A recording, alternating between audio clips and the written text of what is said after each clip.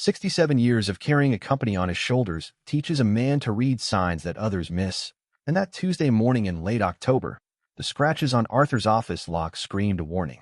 Arthur Evans stood alone in the hallway of the 12th floor, the hum of the building's heating system the only sound accompanying his ragged breathing.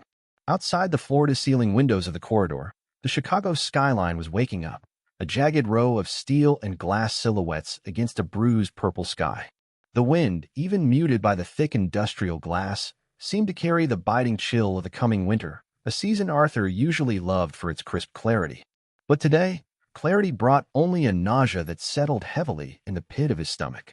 He reached out, his hand hovering over the chrome handle of the double glass doors etched with Evans Logistics in gold leaf. He didn't touch it yet. He just looked. To anyone else, the lock would have appeared pristine. But Arthur had bought this door. He'd installed this lock himself 20 years ago when they expanded to this floor. He knew every groove, every smudge that the cleaning crew missed.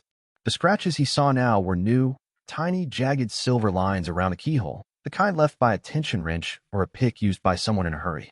Someone who had a key that didn't quite work, or someone who didn't want to use a key at all. He unlocked the door. It clicked open with a heaviness that felt like opening a crypt. He stepped inside. The office smelled of floor wax and stale coffee, the scent of a business waiting to start its day. Arthur didn't turn on the main lights. He walked slowly through the bullpen, running his hand along the tops of the cubicles where his employees, people he considered extended family, would sit in 2 hours. He reached his private office at the back, the sanctuary where he had built an empire from a single delivery truck. Everything looked perfect. The mahogany desk shone in the dim morning light. His leather chair was pushed in at the exact angle he left it. But Arthur's eyes, sharpened by 4 decades of auditing manifests and spotting broken seals on cargo containers, swept across the room like a radar. He stopped at the bookshelf behind his desk. The blue binder. The one labeled Pending Contracts 2024. He always left it flush with the edge of the shelf, a habit born from a Marine Corps discipline he never quite shook off. Now it was pushed back, maybe 2 inches, just enough to show a ring of dust where it used to sit. Arthur walked around his desk and sat down, the leather creaking under his weight. He didn't open the binder. He didn't need to. The displacement was the violation. It was the physical proof of the ghost that had been haunting him since Sunday dinner. The memory of that dinner washed over him, cold and uninvited. He could still hear the clinking of silverware against the fine china in his son Richard's dining room. The roast beef had been excellent, but the conversation had tasted like ash. "Dad," Richard had said, slicing his meat with a little too much force. "Have you updated your living will?" Arthur remembered pausing, his fork halfway to his mouth. He looked at his son, 38 years old, handsome, dressed in a cashmere sweater that cost more than Arthur's first car. "Why do you ask, son?" "No reason," Richard had replied, not meeting his eyes. "It's just, with Mom gone, and you getting up there in years, we just want to make sure you're protected." Legally, next to him, Vanessa, Arthur's daughter-in-law, had offered a smile that didn't reach her eyes. She checked her smartwatch, a nervous tic she had developed recently. "Richard is right, Arthur. You look tired lately. Maybe it's time to think about scaling back. There are places, lovely communities by the lake where you wouldn't have to worry about all the stress." The lake house. That was their code. He had heard them whispering it in the kitchen while he pretended to watch the football game in the den. It wasn't a vacation home. It was a facility. Shady Pines. A place where they put old things they didn't want to dust anymore. Arthur blinked, bringing himself back to the cold reality of his office. The blue binders stared at him. They weren't just waiting for him to die. They were accelerating the process. They were looking for something. Assets, deeds, evidence of senility. He needed to know for sure. Suspicion was a poison. He needed the antidote of truth. He pulled his ancient flip phone from his pocket. He hated the smartphones Richard tried to force on him, and dialed a number he knew by heart. It wasn't his lawyer. It wasn't the police. "Roger," Arthur said when the line clicked open. "Are you in the building, Mr. Evans?" The voice was raspy, thick with the morning phlegm of a heavy smoker. "I'm down in the loading dock, just finishing up the recycling. Is everything okay? It's not even 7 yet. Meet me in the security booth. The basement one. Now, sir." Now, Roger. Arthur hung up. He didn't take the elevator. He took the stairs 12 flights down, punishing his knees, needing the physical pain to distract him from the emotional one. When he reached the basement, the air was thick with the smell of diesel and damp concrete. Roger was waiting for him, clutching a thermos, his blue jumpsuit stained with the honest grime of hard work. He was a man of few words, 60 years old, with eyes that had seen everything this building tried to hide. He straightened up when Arthur entered the cramped security booth. "You look like you've seen a ghost, Mr. Evans," Roger said, offering the thermos. "Coffee." Arthur waved it away. "The scratches on my door, Roger." "Who's been up there?" Roger hesitated. He looked at his boots, then at the bank of security monitors, then finally at Arthur. The silence stretched, heavy and suffocating. "I pay the building management fee, Roger," Arthur said, his voice low. "But every Christmas, I'm the one who gives you the bonus check that pays for your grandkids' gifts. Don't lie to me." Roger sighed, sound like a tire losing air. "I didn't want to say anything, boss. I thought maybe you knew. Maybe you authorized it." "Authorized what?" "Your son, Richard." Roger leaned in, lowering his voice as if the concrete walls had ears. "He's been coming in late, past 8, sometimes 9. After the cleaning crews are gone." Arthur felt his heart skip a beat, a dangerous flutter in his chest. "Alone?" "No," Roger said. "Always with a wife. And the last 2 times, they brought a guy. Short, balding. Carried a leather briefcase that looked expensive. Didn't look like a logistics guy, Mr. Evans. Looked like a lawyer. Or a shark. Hard to tell the difference sometimes." Arthur leaned against the cold cinder block wall for support. A lawyer. At night. Without him. It was a coup. A quiet, bloodless coup, happening in the dark while he slept in his empty house in the suburbs. "Did they take anything?" Arthur asked. "Not that I saw," Roger said. "But they stay for hours. And they use your computer. I saw the light under the door." Arthur closed his eyes. The betrayal wasn't a sharp knife. It was a dull, rusty saw, grinding back and forth against his ribs. His own son. The boy he had taught to ride a bike. The boy whose tuition he had paid for, whose mistakes he had fixed, whose future he had built brick by brick. "Why didn't you tell me sooner?" Arthur whispered. "It's your son, Arthur," Roger said gently, dropping the formality.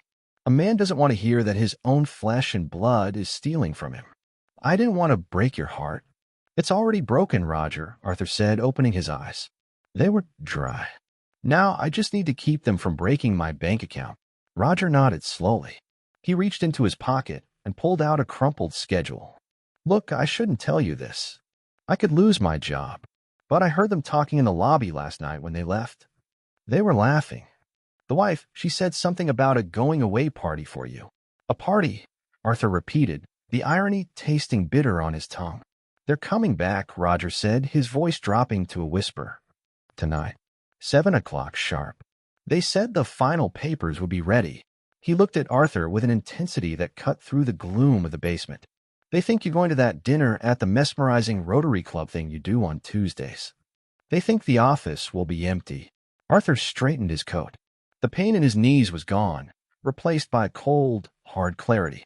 The signs were no longer whispers. They were shouting. The scratches, the binder, the Sunday dinner questions, it was all a prelude to tonight.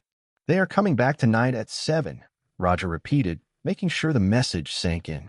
"If you want to know why your son is celebrating early, Mr. Evans, you need to see it. Not hear it from a janitor. You need to see it with your own eyes." Arthur looked into Roger's tired but honest eyes and realized his son wasn't just working late. He was plotting his demise. That realization cuts deep, doesn't it? If you're still watching and you can feel the tension building in Arthur's story, please drop the number 8 in the comments below. It lets me know you are here standing with him. And if you haven't joined us yet, I highly recommend you subscribe to Dramain Revenge and turn on the notification bell right now. You won't want to miss a single moment of what comes next. Your support is exactly what helps us continue creating these powerful stories to inform and inspire you every day. Now, the trap is set. Let's continue. The hardest lie Arthur ever had to tell was pretending to be happy about a vacation he never intended to take. He stood in the middle of Main Street Electronics, a narrow, cluttered shop squeezed between a dry cleaner and a bakery, feeling completely out of place. This was a store for paranoid husbands and jealous wives, not for 67-year-old CEOs who had built their reputations on transparency. The air smelled of ozone and cheap plastic. Behind the glass counter, a young man with a pierced eyebrow was chewing gum, looking at Arthur's tailored gray suit with mild amusement. "So, you want the pen or the clock?" the clerk asked, pointing to a display of spy gadgets. "The pen has better audio, but the clock has night vision." "Neither," Arthur said, his voice firm despite the tremor in his hands. He scanned the shelves. He didn't want something that looked like a gadget. Richard wasn't a genius, but he was observant when it came to new objects in his environment. "I need something that belongs in an office. Something boring. Something no one would ever pick up." The clerk shrugged and reached under the counter. He pulled out a thick, heavy volume titled Federal Tax Regulations, 1998 edition. It looked dusty, dull, and utterly uninviting. "Hidden lens in the spine," the clerk said, tapping the book. "Motion activated. Streams 1080p directly to an app on your phone or laptop. Battery lasts 48 hours. Nobody touches old tax books, man. They're like kryptonite." Arthur stared at the book. It was perfect. It was exactly the kind of outdated reference material he kept on his lower shelves, the kind Richard had called dinosaurs just last week. "I'll take it. And I need a burner phone. Pre-paid. Cash." Walking out of the store with a heavy bag, Arthur felt a wave of shame wash over him. He was spying on his family. He was becoming the very thing he despised, sneaky. But he remembered the scratches on the lock. He remembered the shifted binder. He remembered Roger's warning about the lawyer. The shame hardened back into resolve. He drove back to the office, the book sitting on the passenger seat like an accusatory passenger. He entered the building through the loading dock, nodding to Roger, who gave him a silent thumbs up. The office was bustling now. Phones ringing, printers humming, the familiar symphony of commerce. Arthur walked straight to his office, closed the door, and placed the fake tax book on the shelf directly facing his desk. He angled it slightly, checking the app on his newly purchased burner phone. The image on the tiny screen was crystal clear.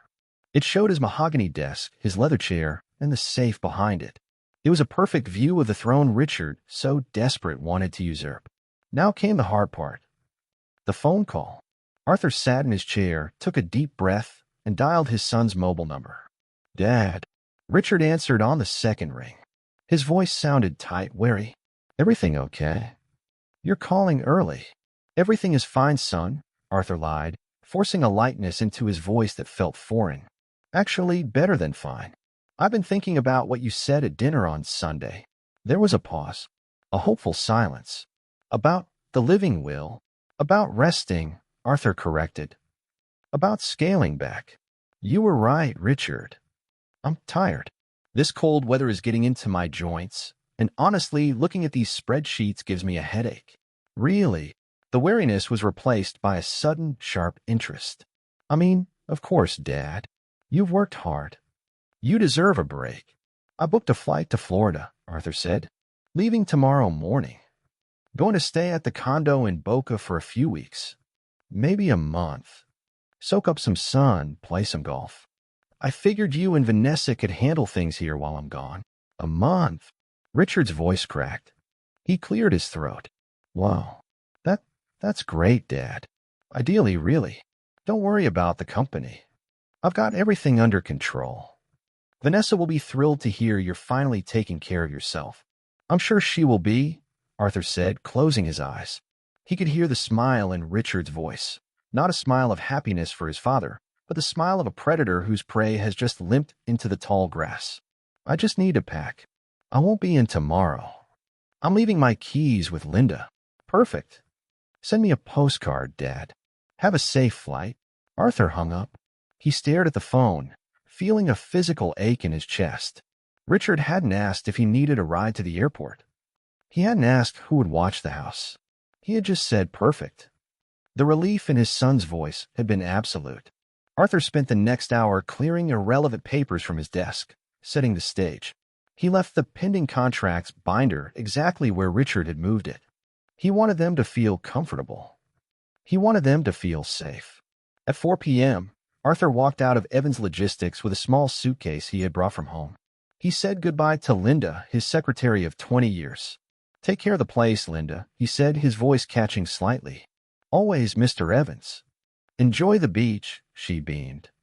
He walked out the front door, hailed a cab, and gave the driver the address of O'Hare Airport. But as soon as they turned the corner, out of sight of the building, Arthur leaned forward. "Change of plans," he told the driver. "Take me to the Palmer House Hilton, the one on Wabash."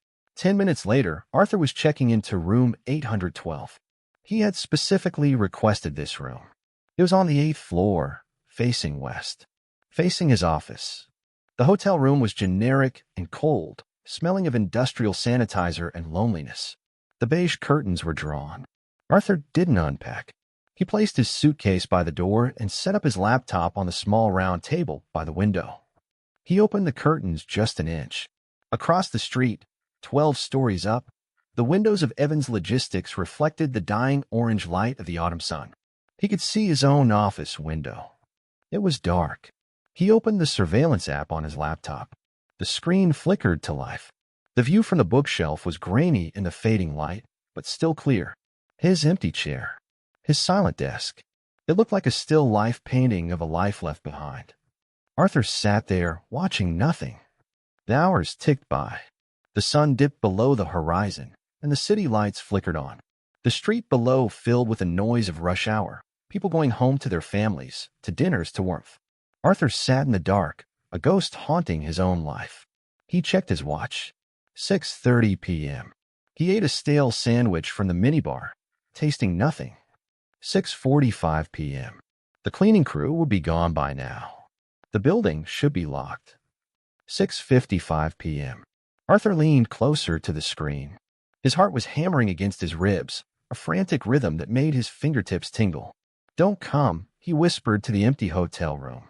"Please, son, don't show up. Prove me wrong. Be at home with your wife. Be watching a movie. Be anywhere but here." It was a prayer to a God that had stopped listening years ago. At 6:58 p.m., the feed on his laptop changed. The motion sensor triggered. A light flickered on in the outer hallway. Then the main door to his private office pushed open. Arthur stopped breathing.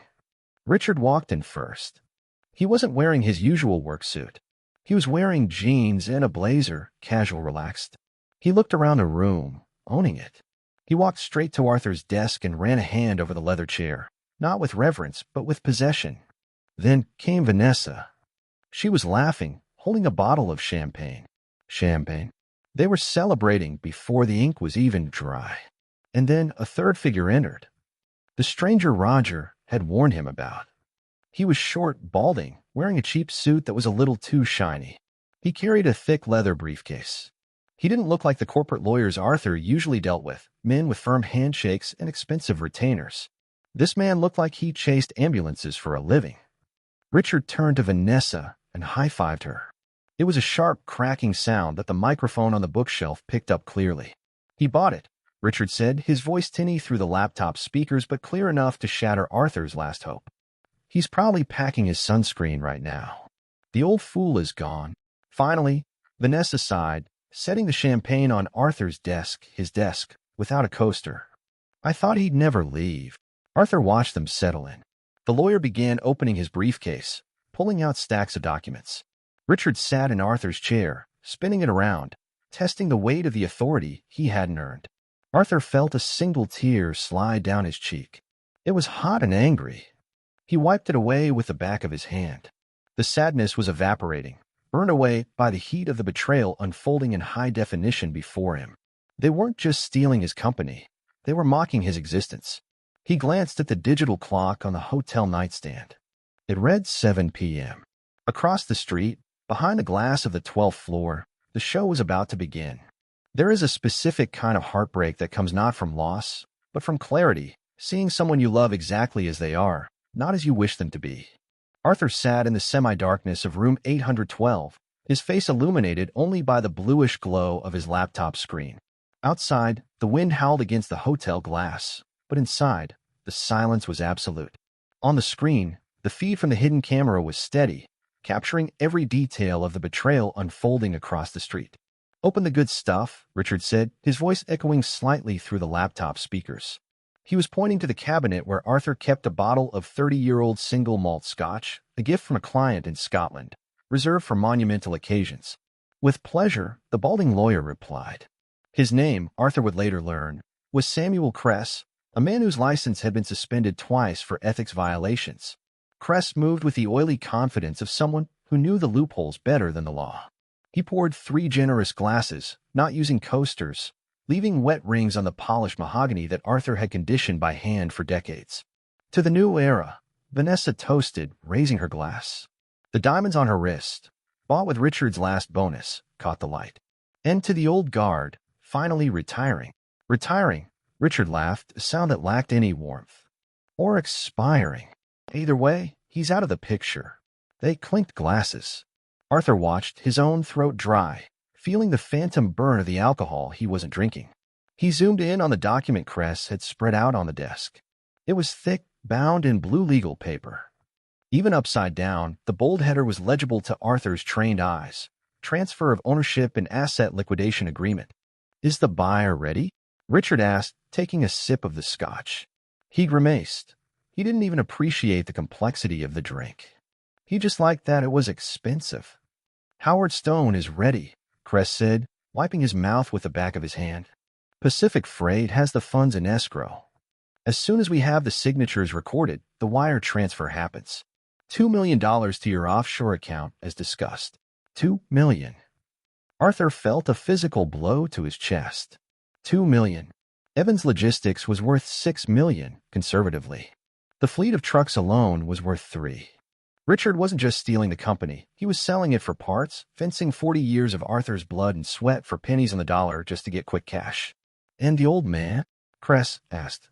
He won't fight this. He won't know, Vanessa interjected, leaning forward.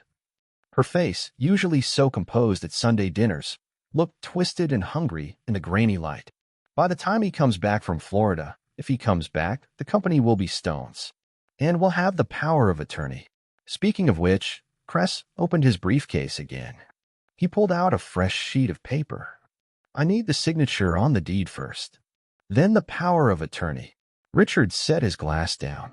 He picked up Arthur's favorite fountain pen, the Montblanc Arthur had received when he opened his second warehouse.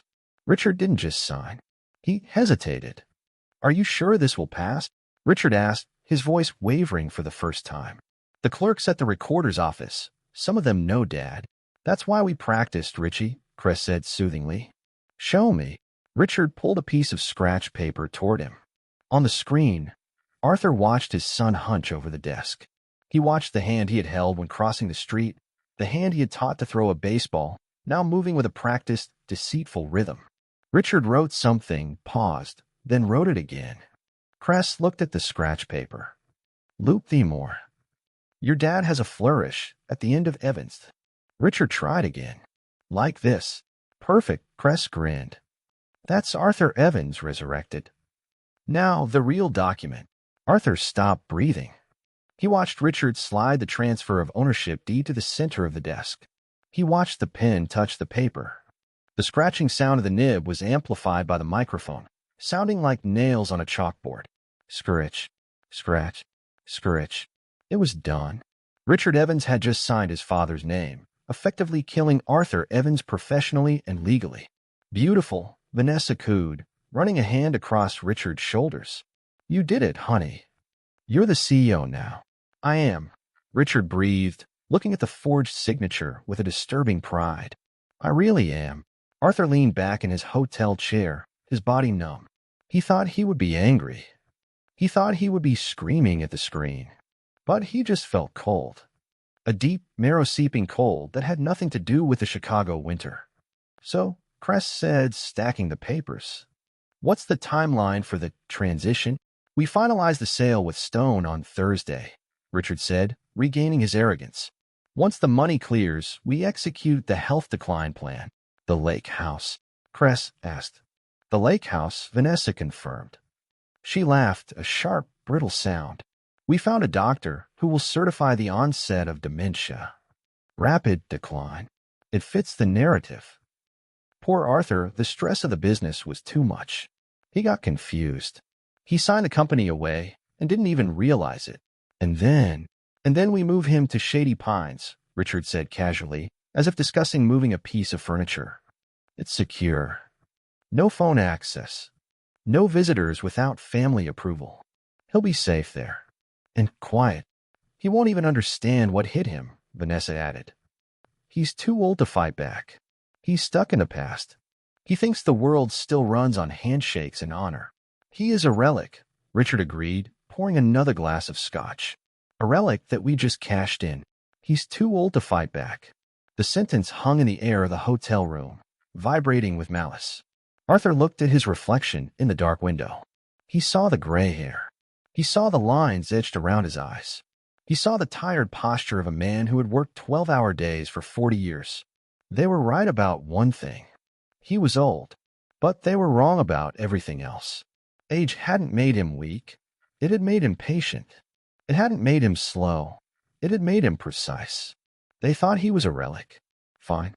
But they forgot that relics were made of stone and iron, materials that endured long after cheap plastic cracked and faded. Arthur watched them toast one last time. He watched Richard kiss Vanessa. He watched Cress pack away the stolen life in his leather briefcase.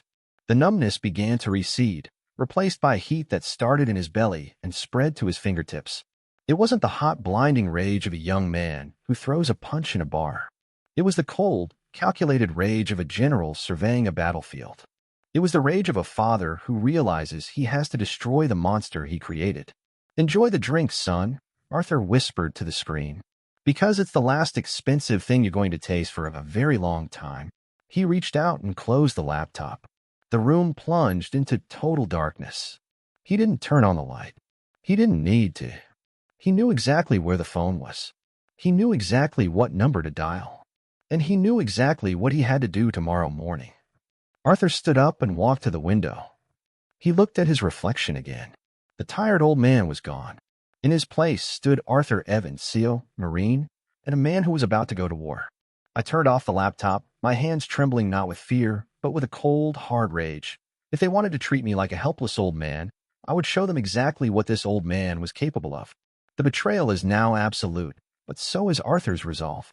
If you are still watching and you want to see justice served, please comment the number 1 below to let me know you are still here with us. And if you haven't already, I highly recommend you subscribe to Dramain Revenge and turn on the notification bell right now. Trust me, you do not want to miss the moment the trap snaps shut. Your support is exactly what allows us to continue creating these powerful stories to inform and inspire you. Now, let's see what this old man is really capable of. Let's continue. Rage is a fire that burns you out, but calculated silence? That is the ice that preserves you. And by Wednesday morning, Arthur had become an iceberg.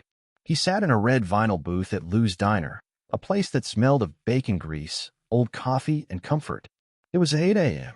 The breakfast rush was in full swing. Waitresses balanced plates of pancakes like circus performers, and the clatter of silverware was deafening. To the world, Arthur looked like just another retiree enjoying his eggs over easy. He wore a casual sweater, read the Chicago Tribune, and sipped his coffee black. But beneath the table, his leg bounced with a restless, kinetic energy. The bell above the door jingled, and George Miller walked in. At 62, George was the kind of lawyer who still wore 3-piece suits to breakfast. He looked out of place among the truckers and construction workers, but he walked with an air of authority that parted the crowd. He spotted Arthur and slid into the booth opposite him. "You look terrible, Arthur," George said, skipping the pleasantries.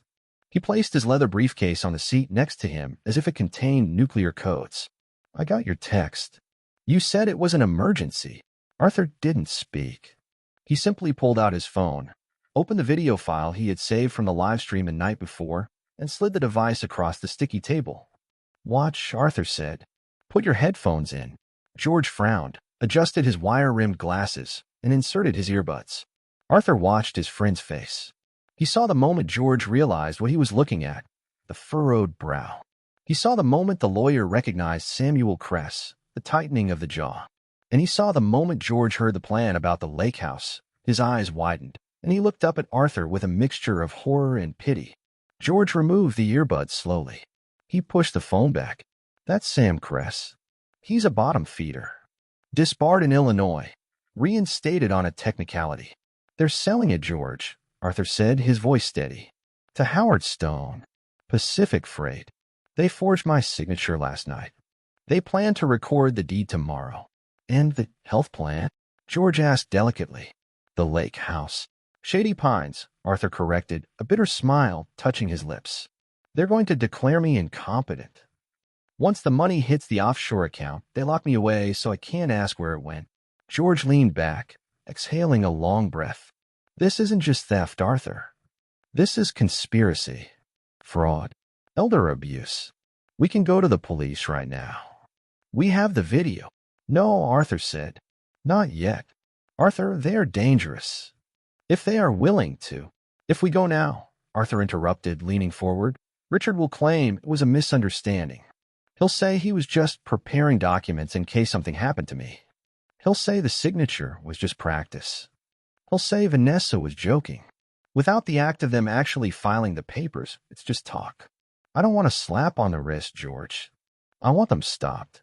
Permanently. George studied him for a moment, then nodded. The lawyer in him took over. You want to catch them in the act? At the recorder of deeds. Exactly.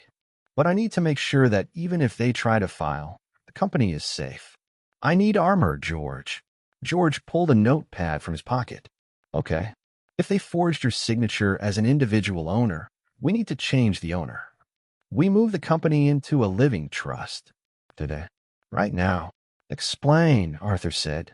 We create the Arthur Evans Living Trust. You transfer all your assets, the company, the real estate, the trucks, into it. You appoint yourself as the trustee.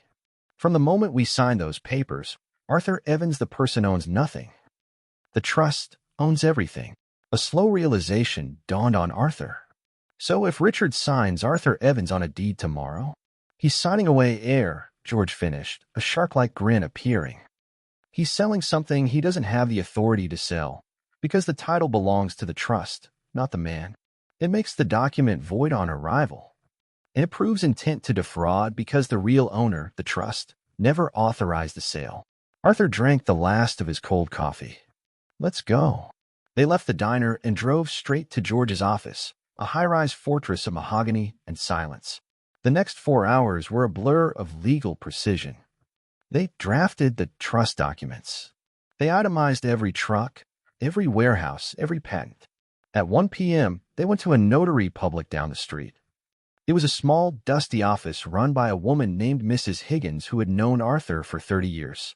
Good to see you, Mr. Evans, she said, stamping the thick stack of documents with a rhythmic thud-thud-thud. Updating the estate plan? Something like that, Mrs. Higgins, Arthur said. It's good to be prepared, she smiled, handing him the pen. You never know what tomorrow brings. Thud. The stamp came down on the final page. It was done. The company was no longer his. It belonged to the trust. He was insulated. He was bulletproof. Back in George's office, Arthur stood by the window, looking out at the city. He felt lighter, but the knot in his stomach hadn't loosened. The trap was laid, but the bait still had to be taken. His burner phone buzzed in his pocket. He checked the ID. It was Richard. Arthur looked at George. George nodded, signaling him to answer. Arthur put it on speaker. Hello. Arthur answered, pitching his voice to sound relaxed, maybe even a little drowsy. Richard, is everything okay? Hey, Dad. Richard's voice was bright, too loud. Just checking in. Did you make it to the condo okay? Just got in. Arthur lied smoothly. The flight was smooth. The weather here is beautiful, son. 80 degrees and sunny. I'm actually staring at the ocean right now. He was staring at a brick wall in Chicago, but the image he painted was vivid. That's great, Richard stammered. He sounded relieved. Listen, Dad, I didn't want to bother you, but something came up at the office. A minor compliance form for the state. They need an updated signature for the files. Since you're away, I was wondering if you'd be okay if I handled it. Just sign on your behalf so we don't have to courier papers back and forth. Arthur's hand tightened around the phone until his knuckles turned white. It was the test. Richard was asking for permission to be a criminal, hoping Arthur would give him a verbal okay that he could later twist into a defense. George shook his head frantically, slicing a hand across his throat. Don't give him permission. Arthur took a breath. He needed to be vague. He needed to be the trusting, senile father they thought he was. Richard, Arthur said softly, you're in charge now. You know what's best for the company. I trust you to do whatever needs to be done. Silence on the other end. Then a collective exhale. Thanks, Dad. That means a lot. I won't let you down. Enjoy the beach. I will. Give my love to Vanessa. Will do. Bye. The line went dead. Arthur lowered the phone. The room was silent, save for the ticking of the grandfather clock in the corner. He had just given his son the rope, and Richard had eagerly tied the noose around his own neck. I trust you, Arthur repeated to the empty room, the words tasting like bile. The most dangerous thing a father can say to a son who has lost his way. George stood up and closed the file on his desk. It's done. They think you're 1,000 miles away. They think they have your blessing. They'll go to the recorder's office tomorrow afternoon. That's standard procedure for Pacific freight deals. And we'll be there, Arthur said. We will. With the police. Arthur walked to the coat rack and grabbed his trench coat. He felt old again, but not weak. The sadness was still there, a dull ache behind his eyes, but it was overshadowed by the grim necessity of what was coming. He wasn't protecting his money anymore. He was protecting his dignity. He was ensuring that when the story of Evan's logistics was told, it wouldn't end with him being tricked into a nursing home by a greedy child. It would end on his terms. He hung up the phone and looked at George. The trap was set, and now all we needed was for the mouse to take the cheese. They say justice is blind, but on that chilly Thursday afternoon in downtown Chicago, Justice had her eyes wide open, and so did I.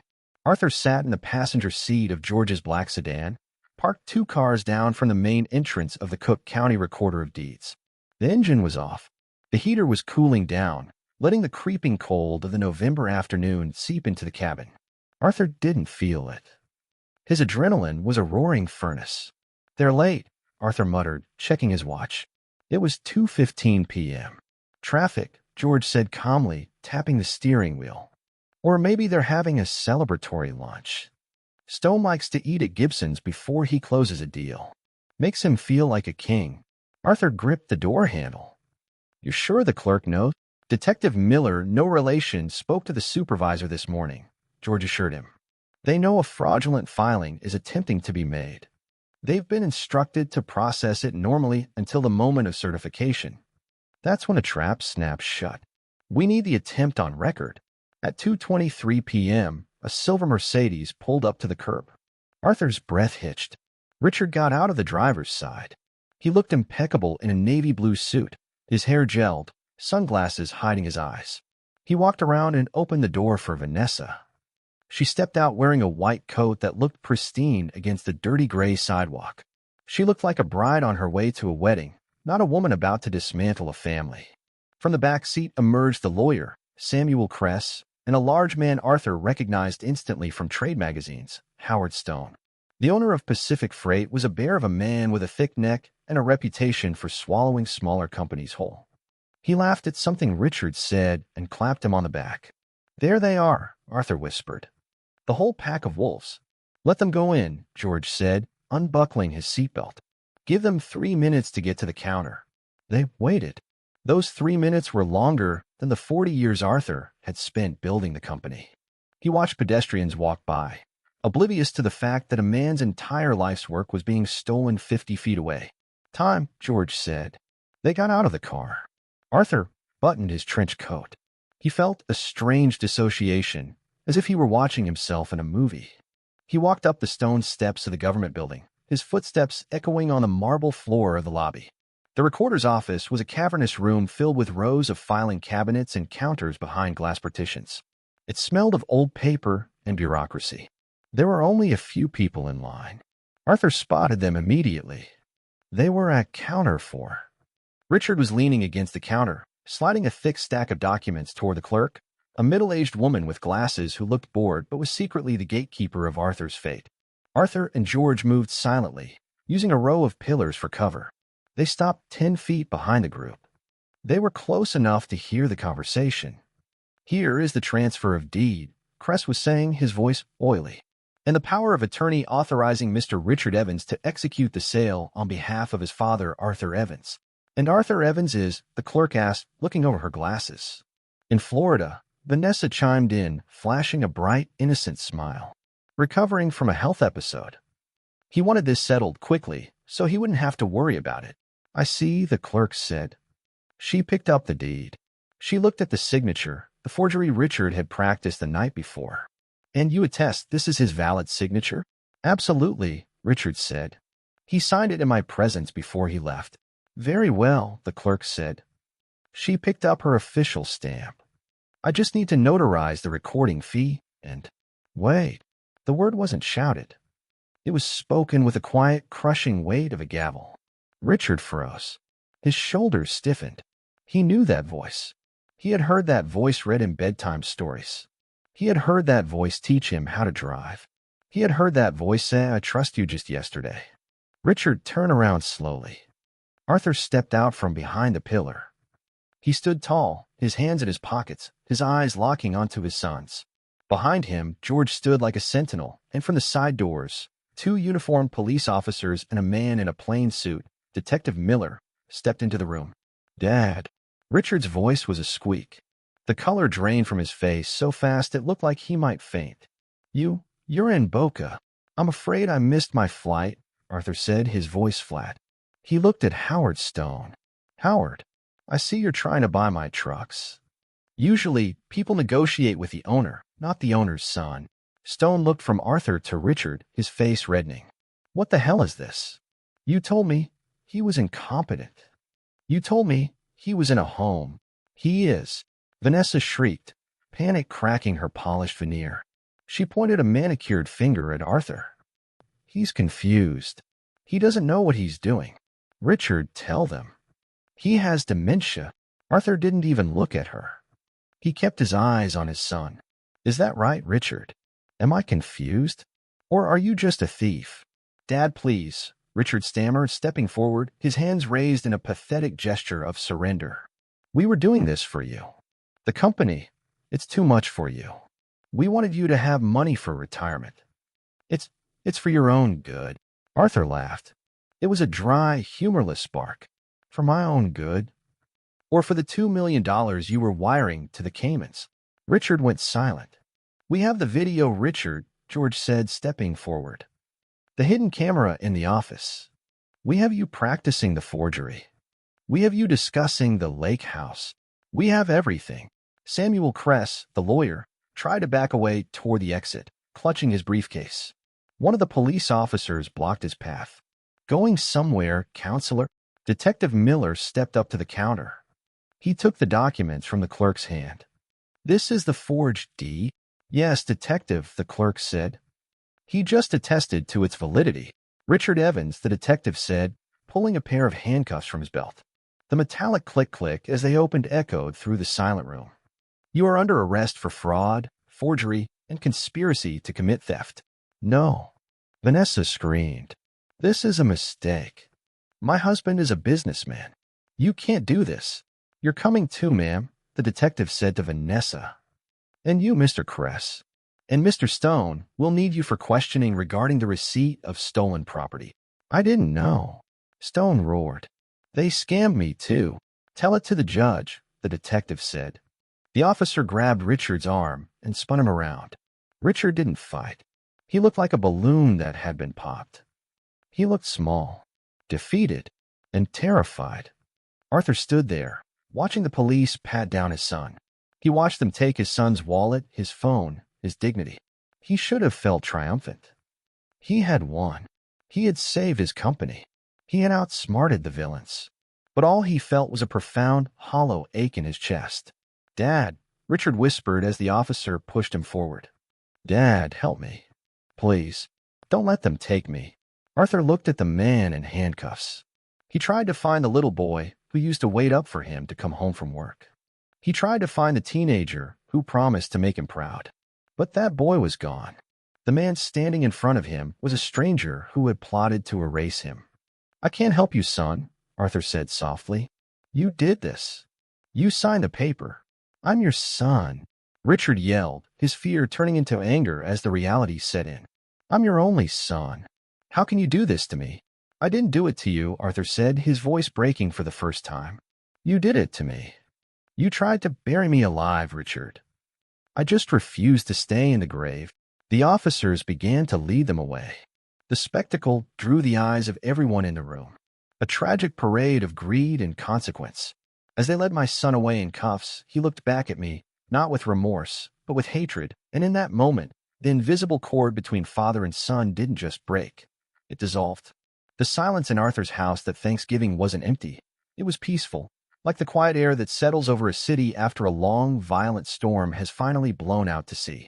For the first time in 10 years, Arthur Evans didn't have to brace himself for the holiday. There was no need to hide the good scotch. There was no need to endure Vanessa's backhanded compliments about his outdated furniture or Richard's impatient glances at his watch. The grand suburban house, which usually felt too big for one man, was filled with the warm, savory scent of roasting turkey, sage stuffing, and caramelized yams. It had been 2 months since the arrest at the Recorder of Deeds office. The scandal had been the talk of Chicago business circles for weeks, but Arthur had weathered it with the same stoicism he applied to market crashes. He didn't hide. He gave a single press statement. Evans Logistics is under new management, mine. The legal fallout had been swift and brutal, thanks to the evidence Arthur and George had compiled. Richard, facing overwhelming proof of fraud and elder abuse, had listened to his public defender and pled guilty to avoid a maximum sentence. The judge, a stern woman who had clearly seen too many ungrateful children in her courtroom, sentenced him to 5 years in federal prison. Vanessa, true to her nature, had turned on Richard immediately, cutting a deal for probation in exchange for testifying against him and the crooked lawyer Kress. Arthur hadn't gone to the sentencing. He had sent George. When George called to tell him the verdict, Arthur had simply nodded, hung up the phone, and went back to reviewing the fleet maintenance logs. He didn't feel joy. He felt the heavy, dull relief of a man who has finally had a cancerous tumor removed. It hurt, but he knew he would survive. Now, standing in his kitchen wearing a grill master apron over his dress shirt, Arthur stirred the gravy. The doorbell rang. It wasn't family. It was better. Arthur opened the door to find Roger standing there, holding a pecan pie in one hand and a bottle of wine in the other. Roger looked different. He wasn't wearing his blue janitor's jumpsuit. He was wearing a tweed jacket and slacks, looking uncomfortable but proud.